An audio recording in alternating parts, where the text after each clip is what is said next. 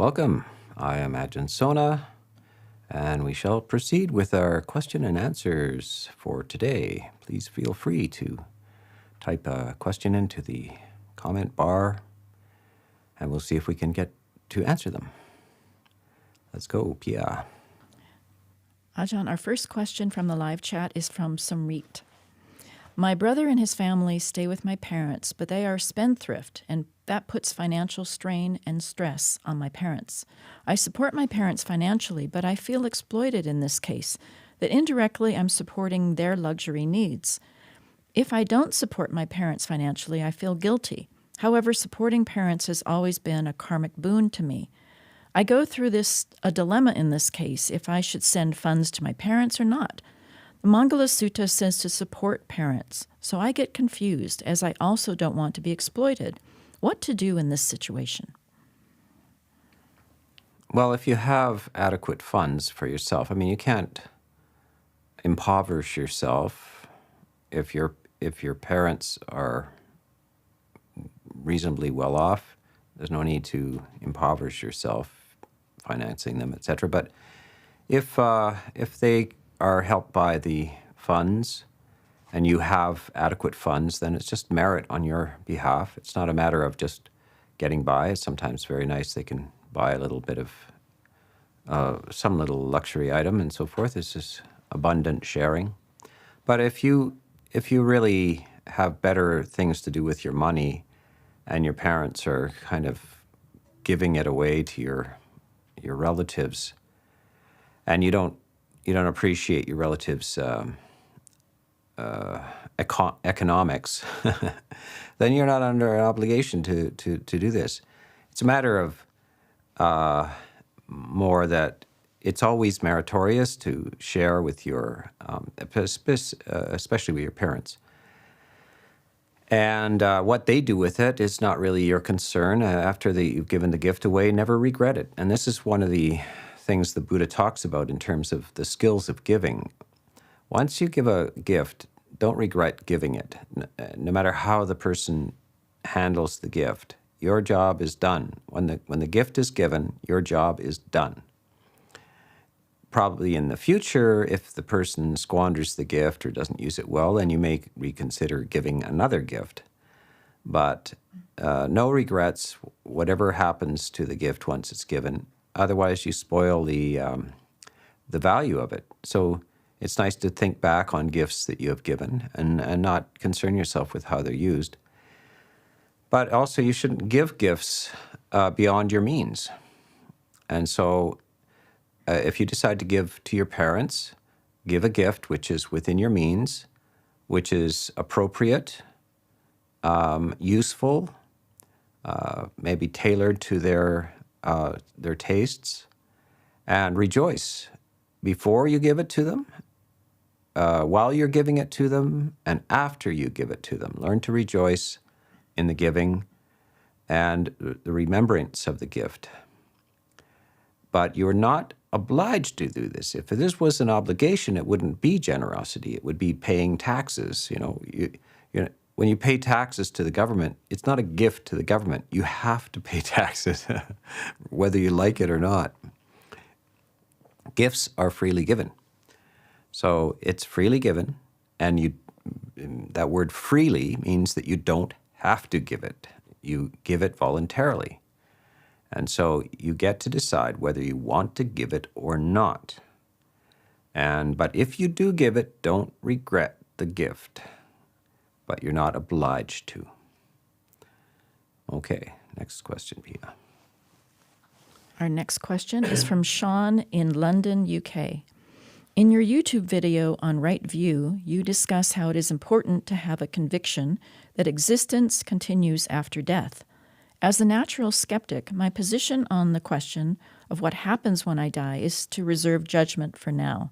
Is there a way for me to proceed with spiritual development along a Buddhist path while being a skeptic about rebirth? Yes, it's quite obvious. In the modern times, there's probably the most widely held view is that at death one ceases, and that's very common these days. It's fairly modern in the West. That view, though, was held by contemporaries of the Buddha. It was nothing new in the time of the Buddha. Most of the views that have been scandalous and outrageous and so forth in the modern times in the West were already fully explored in the time of the Buddha. So holding that view of annihilation at death is nothing new for Buddhism. It's a matter of pragmatic stuff, not absolute truth. It's not like you can't, for most people, they can't confirm absolutely with full knowledge either that one ceases at death or one continues. So you're left with uncertainty. And all that you can do is that you can't hold both possibilities. You have to choose one. And so you just make a choice. And you can make the choice out of whether it benefits you or not. And by the way, so that the Buddha does go into this question with this group, you remember the name of the sutta, the discourse to the, what's that town in Kalama, the Kalama Sutta, yes. There happens to be a town in Washington State called Kalama, also in ancient India, Kalama.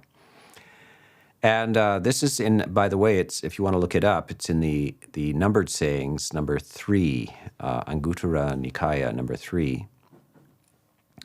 And the Buddha is asked by this tribe or this village, how do we sort out our religious views? We have teachers coming through and they teach all kinds of different things. They teach annihilation, they teach eternity, they teach this and that. How do we pick and choose between them?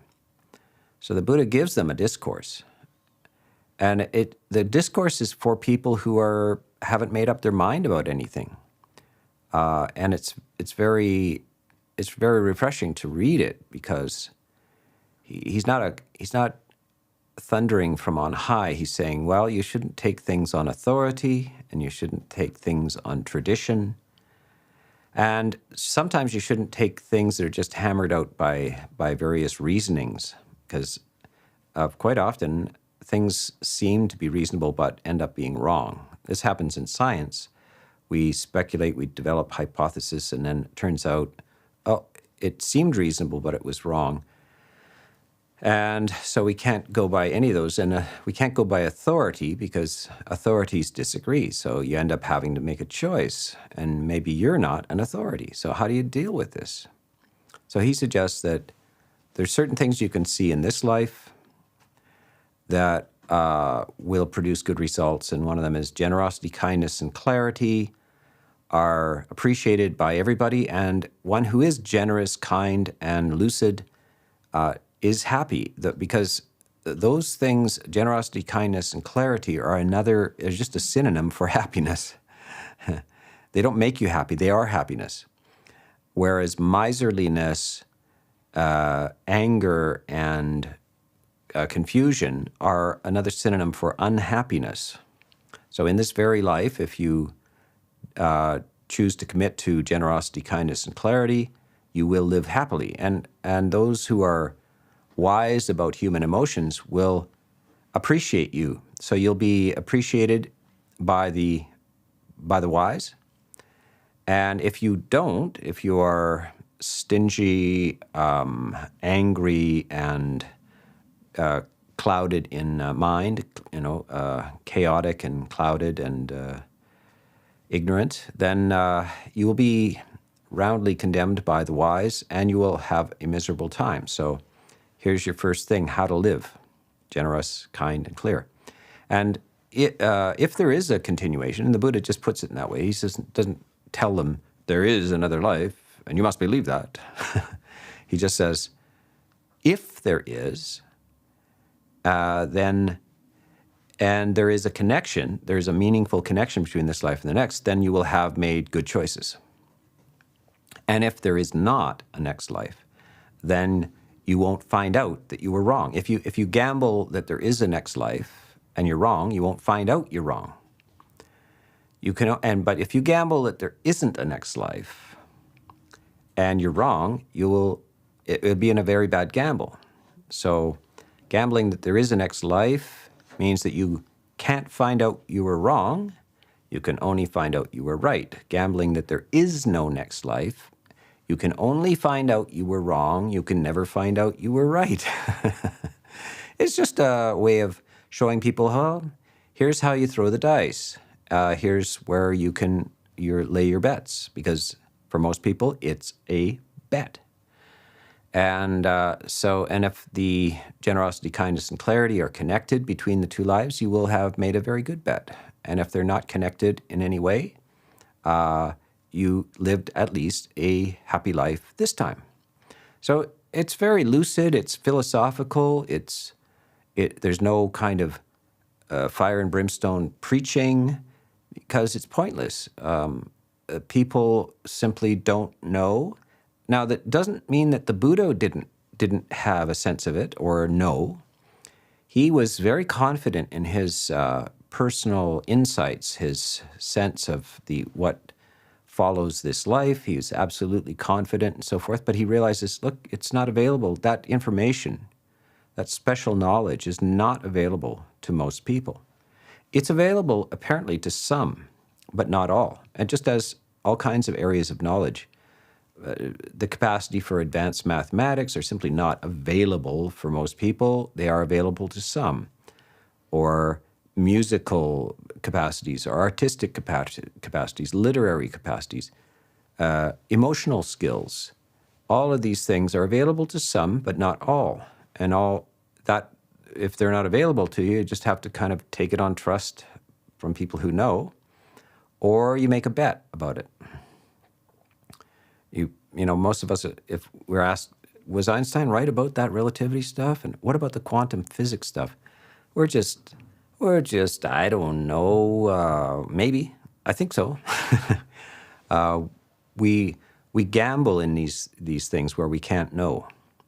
So he's just setting up a kind of a way of looking at it. It's pragmatic, and this is called pragmatism. You're in a situation where you can't know for sure, and yet you still have to go ahead and live. So sort it out. The Buddha's just giving us some tips for sorting it out and making choices based on good kind of reasonings. And that's the way you'll have to proceed. And you will try these things on for yourself, see how they work. Okay. Next question is from the live chat from AS in Florida. Reflecting on the qualities of the Buddha, can you please explain how to reflect on arahant and how this relates to myself and my practice? Yes, it's arahant, and sometimes more familiarly is arahant. And it is a word that indicates a person who has attained full enlightenment. So one of the translations is one whose work is done. And what is that work? The work of transcending suffering, to having come to the end of suffering. And these are emotional skills, attitudinal skills. And if you follow the Eightfold Path, so what proceeds from the Eightfold Path is or precedes the Eightfold Path is the Four Noble Truths. And the first one is there's suffering, and you have to explore this.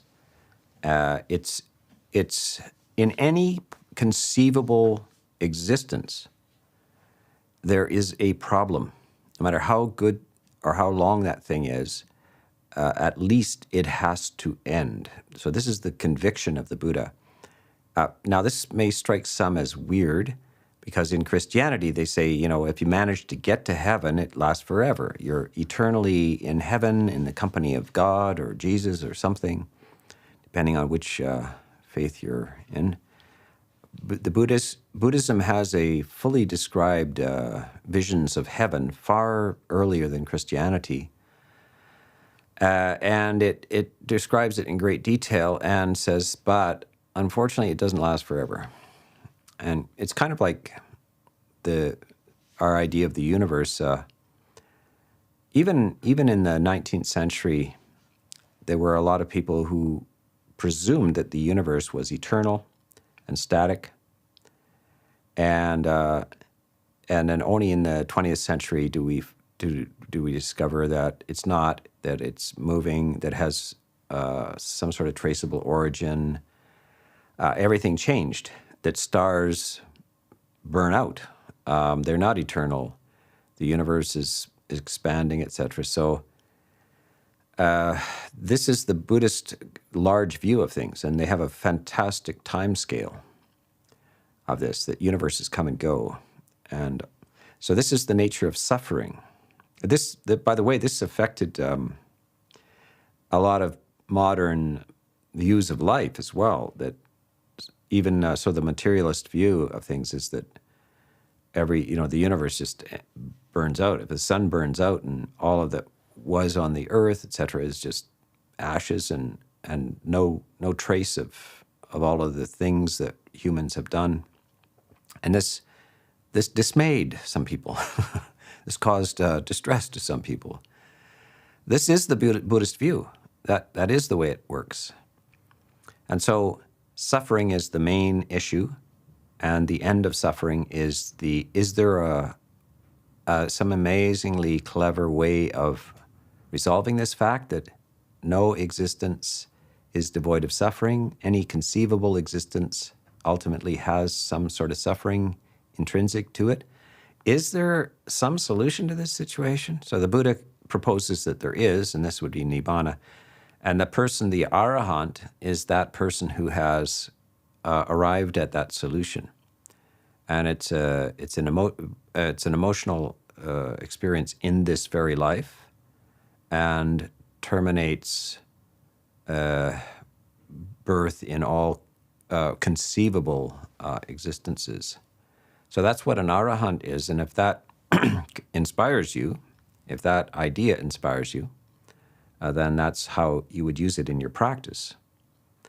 That there are people who have purified the emotional structure and do not suffer in the emotional dimension, the psychological dimension, and are finished with conceivable unsatisfactory existences. So this is at the very heart of Buddhism. By the way, I want to say that the Buddha is an arahant. So he's an arahant sammasambuddha, a fully enlightened Buddha as well. Arahants, though, all participate in the same experience of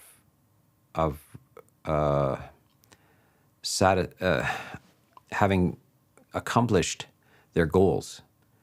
So they're not Buddhas, they're not sammasambuddhas, but they are arahants, and it means that they all have come to the end of their journey in samsara. Their journey is over, as the Buddha is, but they're not perhaps on the same level in terms of being a teacher or having the subtle insights about Dhamma and how to teach that the Buddha would have. But they've all come to the end of the journey. So that's what most people, especially in the Theravada world, would aspire to, is that arahant condition. They would not necessarily be aiming to be a fully enlightened Buddha, but a fully enlightened arahant. Okay, well, that's in brief. Our next question is from Moira in Ukiah, California, United States. Regarding your talk last week on Hiri-ottappa and its effects on society, it was very familiar. Living in the U.S., where moral decline is visible in regular active shootings, lying in public, greed and competitiveness, one wonders what to do.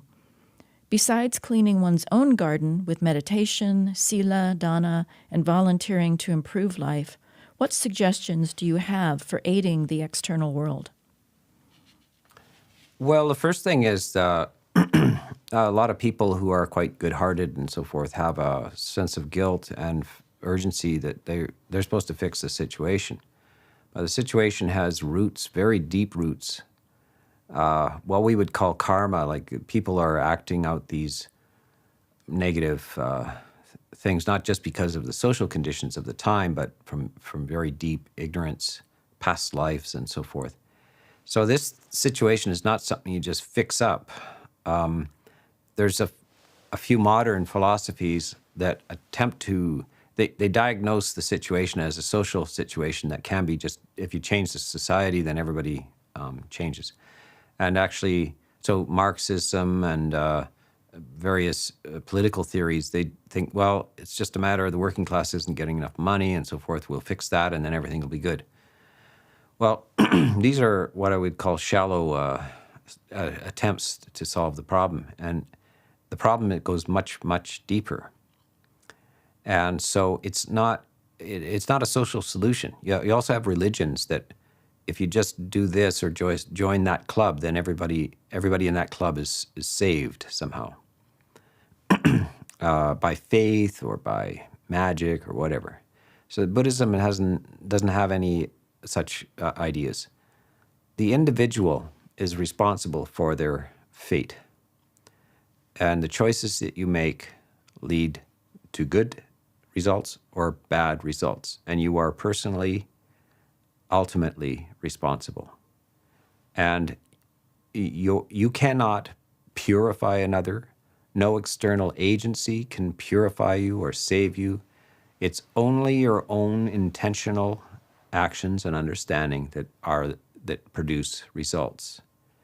And so as we look around at the society around us with millions of people making grave errors of judgment, declining in happiness and in morality and all of these things, we're looking at it as each person is responsible for their own actions. And if they listen and undertake it, they will benefit, and if they don't, they will decline. So you see what a monumental task this is, and we don't want to be too naive about fixing any of the situation. We can do our little, maybe somebody is inspired a little bit by our own personal life. If we behave ourselves, our attitudes, generosity, kindness, clarity, it may inspire somebody or not. And we have to be okay with that, where the Buddha encourages people to be equanimous to the situation. The universe is fundamentally flawed in many ways, and much distress occurs in this universe, and it is not, we don't regard it as ultimately a kindly universe, as some religions do. And it's not ultimately evil either. It just works in a certain way. We didn't make it. There's not much point in disapproving of it or approving of it or commenting on it. It just works in a certain way, and we stop arguing with it. So, terrible things happen. You know, the Second World War, the Hiroshima, the murder, and all these things happen all the time. How are we to respond to that? We are to proceed with generosity and virtue. That's how we respond to it. If anybody else is helped by our generosity and virtue, good. If they're not helped, sorry, we don't run the universe. That's how it works. Okay. Next question is from the live chat from Bilal in Alberta, Canada. Dear Venerable, in all my meditations, I always have a diffused white nimitta, but for the first time ever today, I had a distinct dark blue nimitta. What do you think this means, and is this common? Well, let's just explain this nimitta idea. This idea of lights, internal lights, is fairly common, especially in the commentarial literature of Buddhism. You see some ideas of light, internalized light, in the main suttas as well, but mostly associated with what we would call supernormal states, like the source or the processes of psychic powers and so forth. I wouldn't get too carried away with the value of these so-called nimitas. These light nimitas are really side effects of purifying the mind. When you're not in distress, when the psychic irritants of anger and greed and sloth and agitation and doubt when they subside, when all those nasty emotions subside, the mind emerges in a kind of luminosity.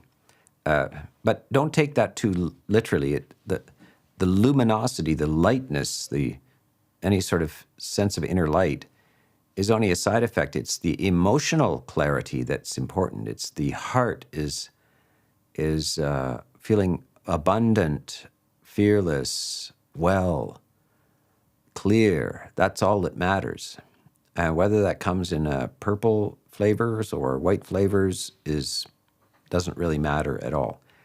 Just keep asking yourself, how's my heart?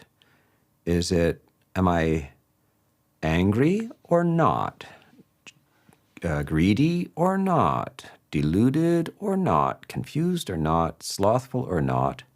Doubtful or not? And if I am without those hindrances, those psychic irritants, that's the main issue. That's the point of the exercise, not the side effects of light. So that's the way to deal with it. Just don't put too much stock in nimitas, little light effects, etc., because that ain't the point. The point is the emotional maturity and purification of the mind. Yeah. Our next question is from Chris in Fort St. John, British Columbia, Canada. Are there similes or instructions on how to raise wholesome states of joy and gladness, especially when one is in the midst of sadness? Well, there are lots of tips for that, and primarily I think the modern psychological schools talk about cognitive reframing. It's like reframe the situation. Because if you understand, if you get the reality first, that intrinsically existence is fraught with some situations. So you spend time with the 5 subjects for frequent recollection. First is, I am of the nature to get ill. I can get ill. I'm of the nature to age. I'm of the nature to die. I'm going to lose everything that I love, and in the end, I'm responsible for my moral actions, and that's my inheritance. Those are the 5 subjects. Now, if we can look into those things and not be shocked when we get ill, we get shocked and saddened. Oh, I got ill. Somebody else gets ill. Oh, I'm so sad. It's just shocking. Did you hear that so-and-so has cancer? Somebody has had a heart attack. Oh my goodness, they got in a car accident. Oh, it was shocking. Oh no. I'm getting old. Oh, this. My house burnt down. I lost my money in the stock market. I lost it. I thought it was a sure thing, this and that, insurance, and I didn't have insurance on my house. Oh my. This is all just simply being out of touch with reality. So the Buddha is asking you to say, look, get real here. This is the situation of this life. It's totally unpredictable, out of control. All of this stuff can happen anytime, and it eventually does happen. You lose everything. Now, how are you going to deal with this? What's the emotional strategy for this?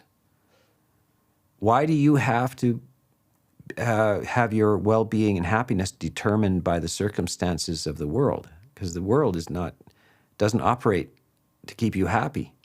So you're going to have to cut the cord between you and the world and say, well, whatever happens, why do I have to be unhappy? What good does that do? Yeah, all it does is contribute to more unhappiness. So even when great tragedies happen, there's only one way to make it worse, and that is you to join the suffering and sorrowing crowd. So people are suffering and sorrowing enough. Why add to it? Some may think this is kind of, you're not being sympathetic or empathic or anything.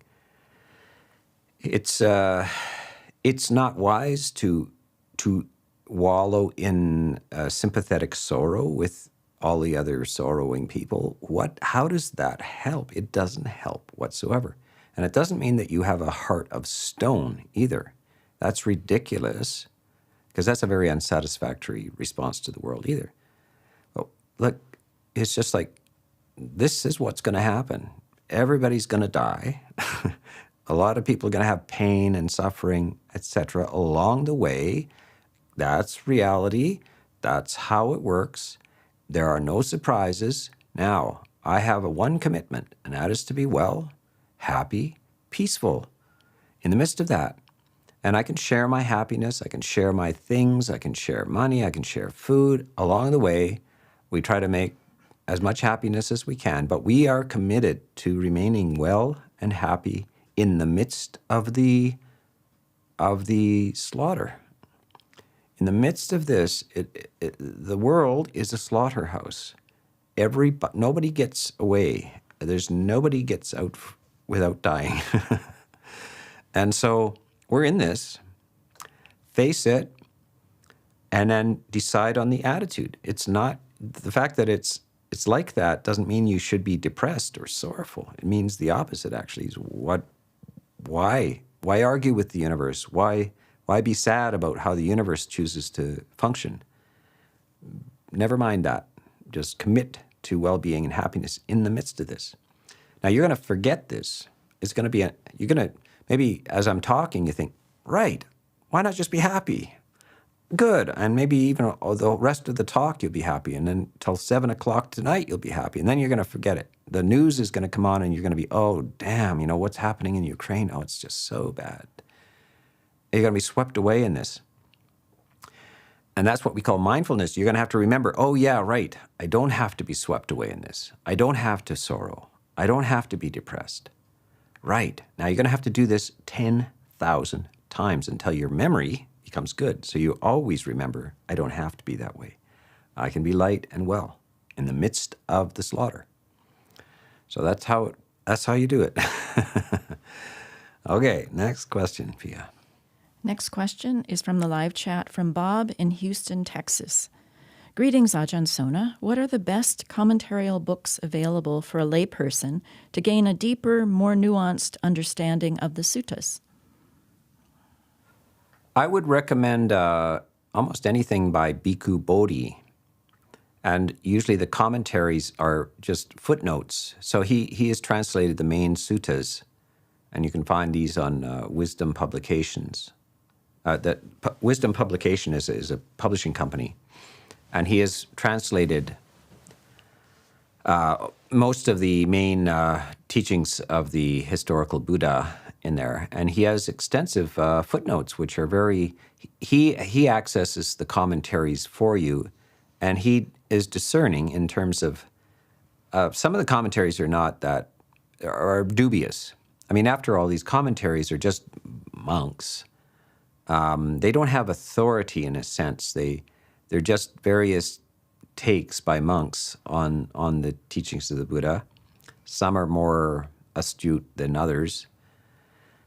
He has done a lot of sorting through this for you because it is a major undertaking. The suttas are the length of the Encyclopedia Britannica. It's a huge thing, and to wade into that without footnotes and context is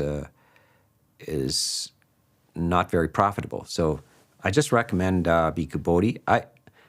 There's hardly anybody else I'd recommend, except me, of course. So feel free to watch my YouTube channel. I do have a couple of books. One is called Life is a Near-Death Experience, and the other one's called Bloom, and both are available on Amazon in various forms. I mean, they're not really, they are kind of commentaries on the suttas. They are just, as, basically monks are not supposed to make stuff up. We're trying to be authentic transmitters of the word of the Buddha. We're not supposed to be innovators or making stuff up.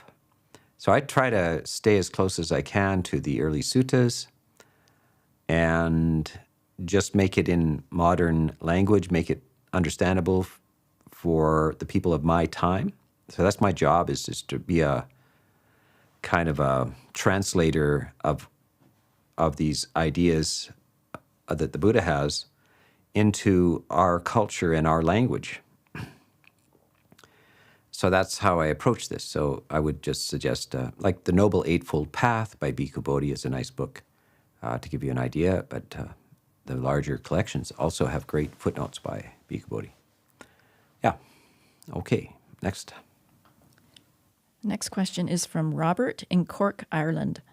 Dear Ajahn, I am fortunate to have a good bit of time to practice and listen to talks at the moment. However, I don't have a teacher or access to a monastery, so I wonder how to access my own progress. I am thinking my ego is either portraying it going better or worse than it actually is.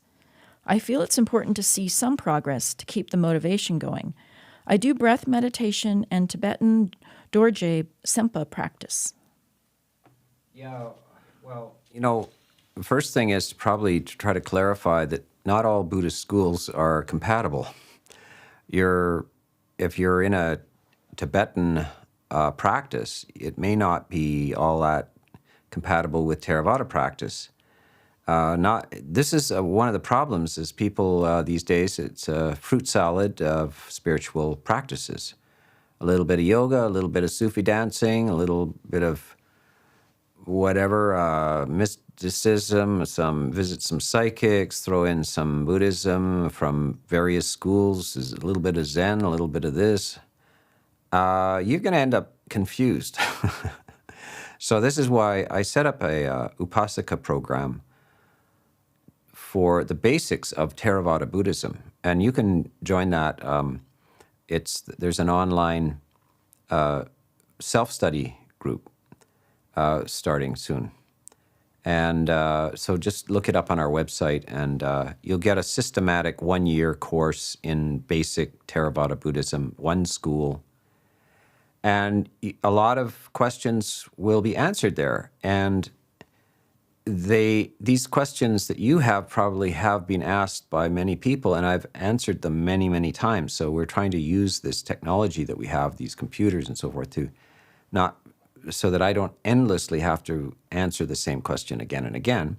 So we record these questions and answers and make it available. So you will get some assessment of your practice, some responses to your questions that have been recorded. And of course, in this live Q&A, this is what's going on as well. I'm answering questions and helping people frame their practice and so forth. But yes, one of the problems is, fruit salads, everything it doesn't necessarily help to be just importing things that may have frictions and conflicts and some sort of cognitive dissonance in them. So that's where we would start, Yeah. Our next question is from the live chat from Tristan. Dear Ajahn, can you please speak to how to let go of control? I find myself knowing times when I should let go of craving and the desire to control, but being unable to due to fear and anxiety. Yeah, it's a very common problem. And I think what you need is some phrases, T-shirt kind of phrases. And one of the things is failure is always an option. So make sure that you understand and are comfortable with the fact that it's this idea that failure is not an option, that things have to work, have to go the right way, is a bad way to live, because you're going to be under stress because you're trying to control the universe. And it's not controllable. So that's another phrase. Don't worry, everything is out of control. Stop worrying, it's out of control. You're never going to get it under control. You can't control it. relax. It's okay. You have a choice. You can relax and it's out of control, or you can be really uptight and it's completely out of control still. So which one do you want to be? Relaxed or uptight? As far as the control part, you're never going to get it under control. Nobody gets it under control. It's not possible to get life under control. But you have a choice about how to walk through this impossible, out of control dream that is life. You can relax or be uptight. Take your choice. But it is a choice. And how you decide, and you rehearse it, and you commit to it, and you remember it. But you're going to be influenced by people all around you chattering away about how it's got to work. This can't happen. We got to get it under control. Let's get it under control. We just got to improve the system. Let's get it under control. Total out of touch with reality. Total nonsense. You can't. It is impossible. By the way, it doesn't mean that you're sloppy or negligent or you don't show up for work or whatever. It has nothing to do with that. Do what you can, and but don't expect compliance on the part of the universe. It's completely indifferent to your efforts, and will sabotage you eventually. And you will smile when it happens because you say, "Yeah, of course, it's out of control." There we go. House burnt down after 10 years building it. Whoop, gone. That's the only way to live. Okay, next. Next question is from Christelle in Toronto, Ontario, Canada. My question is, how do animals accrue the good karma necessary to have a rebirth into the human realm? Well, this is actually answered by the Buddha very lucidly. That some people listening to this might think, "Wow, that's a weird kind of off the mark thing." But Buddhism has a complete theory of rebirth through different realms of being, a whole map of consciousness throughout the universe, and the animal realm is one. And the Buddha does say, if one falls into the animal realm, it is very, very remote possibility of getting out of it. And the odds are millions and millions to one that one will rise out of the animal realm into human consciousness. Now, this almost sounds weird to us, but on the other hand, evolution. We, in the West, the shocking theory came out that Darwin had, and a few others, by the way. Darwin, the more I read about it, of course, others had this idea as well, that humans actually emerged from animals, and that humans are animals in some way. And so, what is the likelihood of a dinosaur transforming into a human, or what is the likelihood of blue-green hellchai suddenly singing opera? This is what happened, apparently. Within the 4 billion years of the Earth, somehow from some vegetative kind of scum on the face of the Earth, we emerged in. Einstein is produced, and art and Renoir and opera and science and all this stuff is produced. How does this happen? What are the chances? They're awfully remote, awfully remote. And so this idea from the East, this idea of rebirth, that the consciousness is flowing and flows between bodies, takes up new bodies, and if the consciousness degenerates from in the human realm, it ends up in the animal consciousness or lower, and that it's possible for it to emerge upward as well. It doesn't seem so implausible, because that's exactly the idea of evolution, that these processes, that everything is flexible and flowing. There are no fixed species. The species morph into each other. This was a big shock to the West. It's a very rigid, naive kind of system. The Christian ideas of that species are fixed. A deer is created by God and never will be anything else but a deer, and humans are created by God and never were anything else, and they will always be humans, except when they die and then they go to hell, etc. So Buddhism is a much more expansive idea, huge, infinite possibilities of time and the unfolding of universes and the evolution and de-evolution of consciousness, etc. So this is the ideas that you have to have. But anyway, the idea of animals emerging up into human consciousness is very slender possibilities. I think some of the animals, like a seeing eye dog or a rescue animal that is intimately connected to humans and is kind of understands the human realm in some ways, does positive things, has a sense of interaction, maybe on the way. It is making positive gains towards that. Some of these amazing animals, the elephants and so forth, they seem to be on the verge of they're almost human in some ways. I see in modern times also that some are considering and reclassifying certain animals as human. So apes, monkeys, possibly dolphins, some people feel that they should be reclassified. They're not really animals. They have human elements to them and should be protected as humans are. When you realize people hunt these very intelligent, emotionally developed animals and just slaughter them and eat them or throw them away or keep them as a trophy, it's shocking.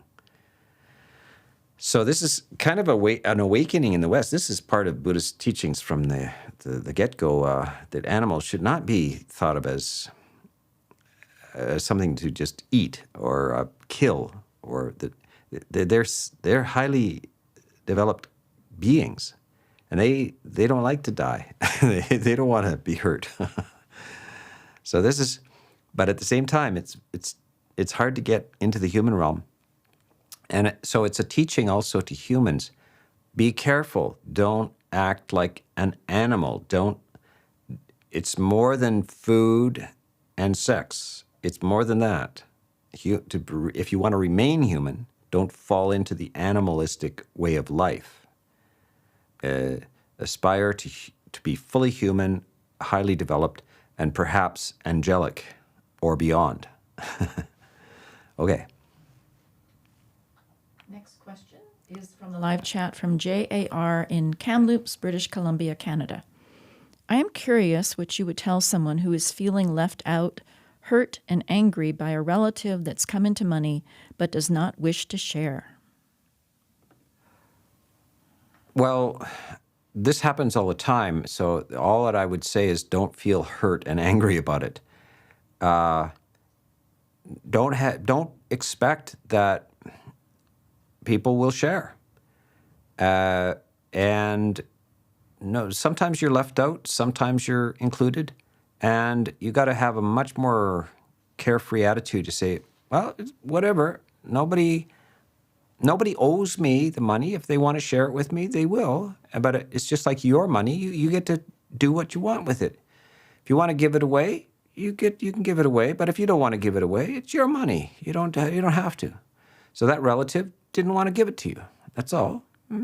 No problem. It's their money. Let them do what they want. You're just wasting your emotional time, your emotional well-being, by resenting this. Yeah, I should have much more indifference to this to say, nobody has to give me money. Nobody. And if they do, wonderful. It's a beautiful experience to receive a gift, to give a gift, all beautiful. But nobody has to do this. And I set myself up for resentment and failure if I think everybody should do this, and I need to be included. So we just need to get rid of that idea. You don't need to be included. It's fine. You'll find your well-being and happiness in other things. Yeah. Next question is from Purna in the Himalayas, India. Ajahn Sona, greeting from Himalayas. In response to one question about meditation on elements, you said to stare at the fire, to see the water, to feel the air, etc. But in Maharuhulavada Sutta, Buddha tells Rahula to see the earth element in hair, skin, bones, etc., similarly seeing the other elements inside the body. Your answer gave me another perspective, but I was wondering if Buddha has said it somewhere. Yes, indeed. There are two ways of what. So this is about the four elements of earth, water, air, and fire. These are the basic elements, a way of analyzing materiality at the time of the Buddha, and it was in most of the ancient cultures as well. They recognize these are obvious elements for humans. Solidity and fluidity and the air and fire as an element. This kind of like we're not looking through microscopes here or atomic things. We're just contacting it with our eyes and our bodies and so forth. So there's two ways to use these four elements. One is to use them for deep structures of serenity. So when you see a blue sky or the red sky of evening or the yellow sun rises or the white snow, can be a very beautiful tranquilizing experience. When you go to the river or the ocean and see the water, vast bodies of water, feel the rain, feel the breeze against your skin, go into the mountains, feel the mass of the earth, sit by the fire, staring at the fire. You can have very tranquil, beautiful experiences on a single element. Then there's another way to use the four elements, and that is to reckon that in the body itself, that the body is nothing more than the four elements. There's the solidity element of the bones, etc., and there's the fluid element of blood and so forth. And then there's the fire element, which is the heat in the body. Your body's maintained at a certain temperature, and then there's the air element. Of course, you're breathing all the time. So this is a way of analyzing and becoming more detached and a bit more like scientific about the body itself. This is what your body is. I mean, we personalize our body. I'm this, I'm that. We're worried about our hair and all this kind of stuff. It's just matter. And when we look at the earth, they'll say, how do we sustain this body? Well, we eat. We breathe and we eat and we drink. And where does this stuff that we eat come from? Well, you just plant a seed, a cabbage seed, and you watch the earth turn into cabbage. And then you eat coleslaw. You have a nice meal of cabbage soup, maybe. You see water falls from the sky onto the earth, and bingo, cabbage comes up. And you make cabbage soup, and you eat it and drink it, and then that's what you're made out of. You're just a cabbage walking around, you know. Or you might be you're basically a bag of seawater. So blood is very similar to seawater. It's a saline solution is what it is. You're a bag of seawater, and your bones are kind of like coral. There's a saying, one day a wave of the ocean rolled up on the beach, got up and walked away. And that's what a human is. It's kind of a human is like a wave of the ocean walking around, stumping around on coral, and a little bit of kelp for flesh. You know, your skin is like seaweed. And this is what we are. So that's the analytical approach to this, to try to turn the body back into what it really is. Because when you personalize the body, you see all these hang-ups people have. They're worried about their how they look all the time. They're fat and they're ugly and they're beautiful and they're this and they're that, and this skin is like that and that skin is like, oh my gosh, it's just endless psychic irritant, endless vanities and silliness. So the Buddha says, look, you got to exercise this. You got to understand what a body is. The thing grows by itself, by the way. It's not your property. You didn't make the thing. You don't own your body. You don't make your body. It just grows by itself like a cabbage. That's all it is. It grows by itself. And so get real. So this is the discourse to Rahula. Rahula, by the way, is the Buddha's son. And he went into the robes when he was 12 years old, and the Buddha gave him some teachings to help him become more mature and detached from the suffering of normal human life. And one of them is to look at your body and see what the thing really is. And so that's the two ways of using these four elements. So I think we will leave it for today. That's basically our last question. And it was a good, rich experience today. And we will be back next week with questions and answers.